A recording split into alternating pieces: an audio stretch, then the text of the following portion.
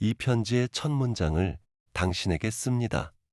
오늘은 조금 이상하게 들릴지도 모르는 질문 하나로 편지를 시작하려 합니다. 하지만 저는 이 질문이 당신의 마음 깊은 곳 어딘가를 건드릴 것이라 믿습니다. 성경을 펴려고 마음먹는 바로 그 순간, 어디선가 나타나는 그 보이지 않는 벽을 느껴본 적이 있습니까? 거의 물리적인 저항처럼 느껴지는 그것 말입니다. 1분 전까지만 해도 멀쩡하던 눈꺼풀이 갑자기 무거워집니다.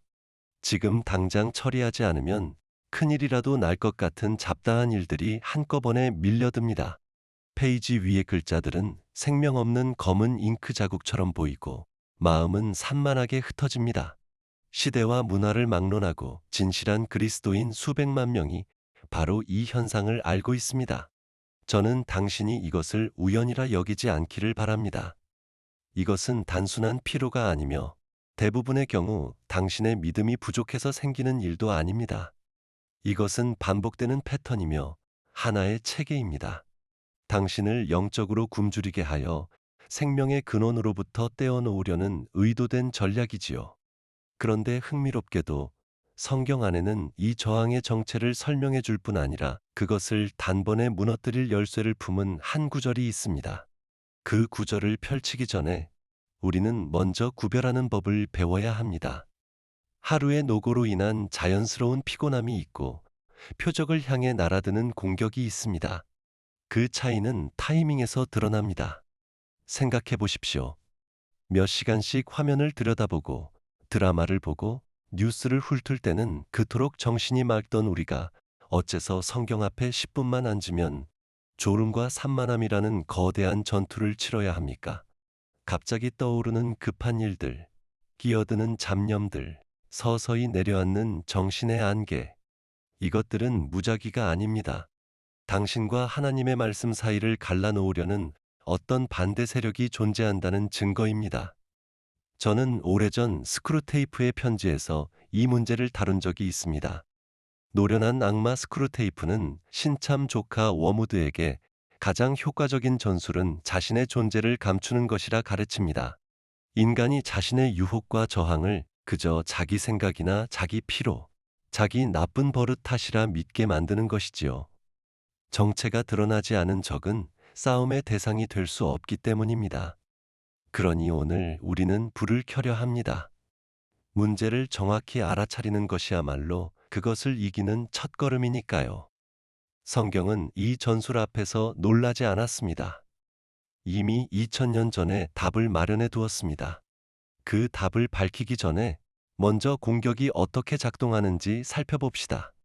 이것을 알아야 당신의 삶 속에서 그 미묘한 움직임을 알아차릴 수 있을 테니까요. 첫 번째는 거룩하게 위장된 분주함입니다. 원수는 뿔과 창을 들고 나타나지 않습니다. 오히려 책임감의 얼굴을 하고 찾아옵니다. 당신이 말씀 앞에 앉으려는 순간 답장하지 못한 메일, 내야 할 청구서, 나눠야 할 대화들이 갑자기 다급하게 느껴집니다. 신자의 삶에서 사탄이 거두는 가장 큰 승리는 그를 극적인 죄로 끌어들이는 것이 아닙니다. 그를 그저 바쁘고 산만하게 영적으로 영양실조 상태로 만드는 것으로 충분합니다. 말씀을 먹지 않는 굶주린 그리스도인은 어둠의 왕국에 어떤 위협도 되지 않기 때문입니다. 이 전술이 통하면 두 번째 단계인 점진적인 무뎌짐으로 이어집니다. 말씀의 지속적인 부재는 결코 중립적이지 않습니다. 그것은 서서히, 거의 눈치채지 못할 만큼 마음을 굳게 만듭니다. 저는 사도 바울이 고린도 후서 4장에서 이 세상의 신이 믿지 않는 자들의 마음을 어둡게 하여 복음의 빛을 가린다고 말한 것을 떠올립니다. 그런데 바로 이 전략이 나태해진 신자의 마음에도 안개를 들이웁니다. 문제는 성경을 이해하지 못하는 것이 아니라 그것을 향한 갈망 자체를 잃어버리는 것입니다. 말씀이 지루하고 무관하고 부담스럽게 느껴지기 시작합니다. 영적인 패스트푸드만 매일 먹으며 살다 보면 우리는 하나님의 음성을 분별하는 섬세한 감각을 잃어갑니다. 이것은 느리고 조용하지만 치명적인 과정입니다. 그리고 이 무뎌짐은 곧바로 세 번째 전술, 곧 거짓된 영적 자족감으로 이어집니다. 원수는 주일 설교 한 편, 차 안에서 흥얼거린 찬양 한 곡, 잠들기 전 짧은 기도 한마디면 충분하다고 우리를 설득합니다. 희생도 훈련도 진정한 친밀함도 요구하지 않는 편안한 종교 생활에 안주하게 만듭니다. 저는 언젠가 악마가 뜨겁지도 차갑지도 않은 미지근한 그리스도인을 유독 좋아한다고 쓴 적이 있습니다. 진리를 찾아 헤매는 무신론자는 어느 날 갑자기 급진적인 만남을 경험할 수 있습니다. 그러나 이미 충분하다고 여기는 미지근한 신자는 예방접종을 마친 것과 같습니다. 경건의 모양은 갖추었으나 그 능력은 부인하는 무해한 상태 말입니다. 이 거짓된 자족감은 영적 방어선을 낮추고 더 집요한 공격 앞에 우리를 완전히 노출시킵니다. 마지막으로 시간과 환경을 향한 직접적인 공격이 있습니다. 성경을 펼치는 바로 그 순간에 전화벨이 울리거나 아이가 울음을 터뜨리거나 누군가 문을 두드린 적이 없습니까? 이것들은 단순한 우연이 아니라 계산된 방해입니다. 원수는 환경과 사람, 심지어 우리 몸의 상태까지 이용해 저항을 만들어냅니다. 갑작스러운 졸음, 뜬금없는 소음, 알 수 없는 불편함 모두가 우리를 말씀에서 떼어놓는 무기로 쓰입니다. 그러나 좋은 소식이 있습니다. 이 모든 전술에 맞설 대응책을 하나님께서 이미 우리에게 주셨다는 것입니다. 그 열쇠는 야고보서 4장 7절에 있습니다. 그런즉 너희는 하나님께 복종할지어다 마귀를 대적하라. 그리하면 너희를 피하리라. 왜 이 한 구절이 그토록 강력한지 아십니까? 이것이 전쟁의 통로가 되기 때문입니다. 이 구절은 결과가 보장된 명확한 두 단계 절차를 우리에게 줍니다. 마법의 주문이 아닙니다. 부적도 아닙니다. 중력의 법칙만큼이나 확실한 하늘나라의 원리입니다. 겉보기에는 단순하지만 그 안에는 삶을 뒤바꿀 만한 깊이가 숨어 있습니다. 많은 그리스도인이 놓치는 비밀은 순서에 있습니다. 하나님께 대한 복종이 마귀를 향한 대적보다 먼저 옵니다. 이것은 우연한 배치가 아니라 작전의 순서입니다. 복종하지 않고 먼저 마귀와 싸우려 드는 것은 자기 군대에서 이탈한 병사가 홀로 적진으로 뛰어드는 것과 같습니다. 총알 없는 총을 들고 나가는 셈이지요. 권위도 없고 근거도 없습니다. 우리가 반복해서 패배하는 이유는 바로 이 첫 단계, 가장 중요한 단계를 건너뛰기 때문입니다. 복종은 수동적인 굴복이 아닙니다. 그것은 전략적인 위치 선정입니다. 당신의 사령관이신 그분의 권위와 보호 아래 스스로를 의도적으로 두는 행위입니다. 그리고 그 신성한 순서를 따를 때 약속은 절대적입니다. 그리하면 너희를 피하리라. 이 확신에 찬 표현에 주목하십시오. 도망칠지도 모른다가 아니라 도망친다고 말합니다. 원문의 단어는 겁에 질려 달아나는 것, 이미 패배한 자가 서둘러 물러나는 모습을 뜻합니다. 저는 늘 원수를 하나님과 대등한 힘으로 그리지 않았습니다. 그는 타락한 피조물이며 십자가에서 이미 패배한 적입니다. 그의 유일한 실제 힘은 우리의 무지와 우리에게 주어진 권세를 우리 스스로 사용하지 않는 데서 나옵니다. 그가 도망친다는 것은 산만함이나 졸음의 공격이 그저 멈춘다는 뜻이 아니라 당신이 방금 하나님께 내드린 영역에서 그가 활동할 근거 자체를 잃는다는 뜻입니다. 그러나 여기 결정적인 지점이 있습니다. 이 구절을 아는 것과 실제로 사용하는 것 사이에는 큰 간격이 있습니다. 원수는 당신이 야고보서 4장 7절을 외우는 것을 두려워하지 않습니다. 오히려 그것이 머릿속 지식으로만 남아있는 한 반가워할지도 모릅니다. 그가 진짜 두려워하는 순간은 당신이 이 구절을 매일의 전략으로 말씀을 대하는 매 순간 앞서 실행하는 살아있는 무기로 바꿀 때입니다. 이제 그 실천의 방법을 하나씩 풀어보려 합니다. 먼저 복종부터 다시 정의해 봅시다. 우리 시대의 언어로 복종은 나약함이나 항복처럼 들립니다. 그러나 하늘나라의 문법 속에서 하나님께 대한 복종은 가장 강력한 위치에 서는 일입니다. 그것은 마치 현장 요원이 적진에 들어가기 전 명령과 정보와 장비를 받기 위해 본부에 먼저 보고하는 것과 같습니다. 시편 91편의 기자는 지존자의 은밀한 곳에 거하는 자가 전능자의 그늘 아래 산다고 노래합니다. 거한다는 표현 자체가 능동적인 복종의 행위입니다. 하나님의 임재를 자신의 본부로 삼기로 선택하는 일이지요. 실천은 이렇게 시작될 수 있습니다. 휴대폰을 집어들기 전, 할 일 목록을 떠올리기 전, 소리내어 선포하십시오. 주님, 오늘 하루는 당신의 것입니다. 제 시간과 제 일정을, 특히 말씀 앞에 있을 이 시간을 당신께 맡깁니다.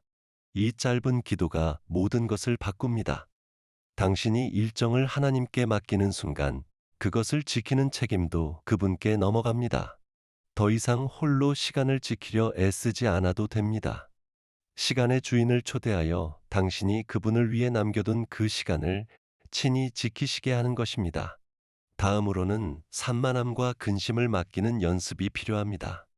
성경을 펴기 전 잠시 멈추십시오. 베드로전서 5장 7절은 모든 염려를 그분께 맡기라 말합니다. 그분이 우리를 돌보시기 때문입니다. 이것을 문자 그대로 실행해 보십시오. 기도 안에서 마음속 걱정과 할 일과 불안을 하나하나 십자가 아래 내려놓으십시오. 주님, 일에 대한 걱정을 드립니다. 재정에 대한 불안을 드립니다. 오늘 해야 할 일들의 목록을 드립니다. 저는 이 내려놓음을 통제력의 상실이 아니라 신성한 방향을 얻는 일이라 여겨왔습니다. 산만함을 내려놓으면 성령의 부드러운 음성이 말씀을 통해 울릴 수 있는 고요한 내면의 공간이 생깁니다. 이렇게 만들어진 자리를 저는 거룩한 영토라 부르고 싶습니다. 하나님께 복종한 그 영역에서 당신은 산만함과 혼란의 표적 공격 앞에서 좀처럼 흔들리지 않는 존재가 됩니다. 이제 거룩한 영토를 확보했다면 공식의 두 번째 단계인 능동적인 대적으로 넘어갈 차례입니다. 마귀를 대적한다는 것은 흔히 오해하듯 그저 이를 악물고 견디는 일이 아닙니다. 그것은 소극적인 인내가 아니라 목소리로 선포하는 권위 있는 맞섬입니다. 산만한 생각을 애써 밀어내려 하는 것과 예수님의 이름으로 이 산만한 생각을 대적한다. 내 마음은 그리스도께 속했다라고 소리내어 선포하는 것 사이에는 큰 차이가 있습니다. 능동적인 대적은 강박적인 생각의 고리와 조작된 다급함의 힘을 끊어냅니다. 이 싸움에서 우리의 주된 무기는 하나님의 말씀 그 자체입니다. 히브리서 4장 12절은 하나님의 말씀이 살아있고 활력이 있어 좌우에 날선 어떤 검보다 예리하다고 말합니다. 그것은 그저 연구할 텍스트가 아니라 손에 쥐고 휘두를 검입니다. 광야에서 예수님이 사탄의 시험에 맞선 방법을 떠올려 보십시오. 그분은 정교한 논쟁이 아니라 기록되어 쓰되라는 말씀으로 응수하셨습니다. 우리도 마찬가지로 말씀을 검처럼 사용해야 합니다. 효과적인 대적에서 중요한 또 하나의 단계는 공격을 알아차리고 이름을 붙이는 것입니다.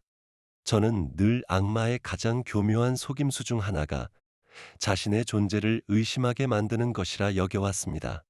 공격에 이름을 붙이는 순간 그 보이지 않는 힘은 흔들리기 시작합니다. 그저 피곤하다고 느끼는 대신 이렇게 말하는 법을 배우십시오.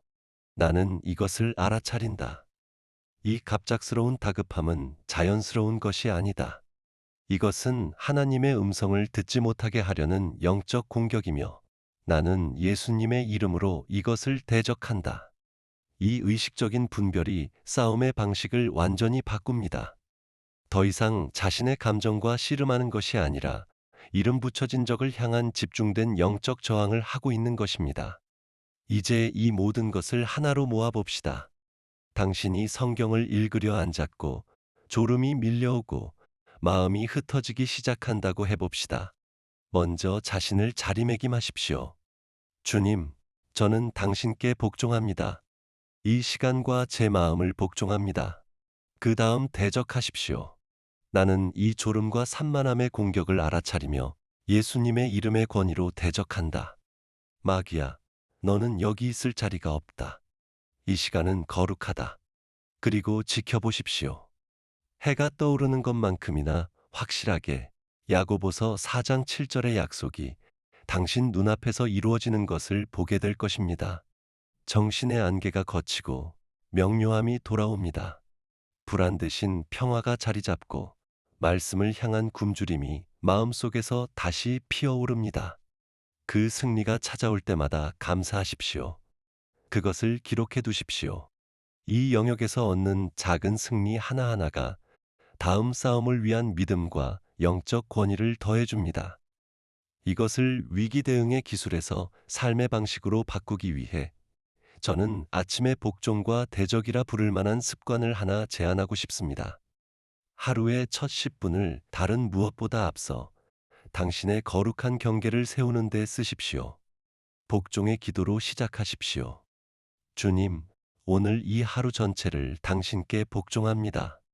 제 생각과 말과 행동과 일정을 맡깁니다. 그런 다음 예방적인 대적을 하십시오. 저는 오늘 저를 산만하게 하거나 혼란스럽게 하거나 당신의 임재로부터 멀어지게 하려는 원수의 모든 계획을 미리 대적합니다.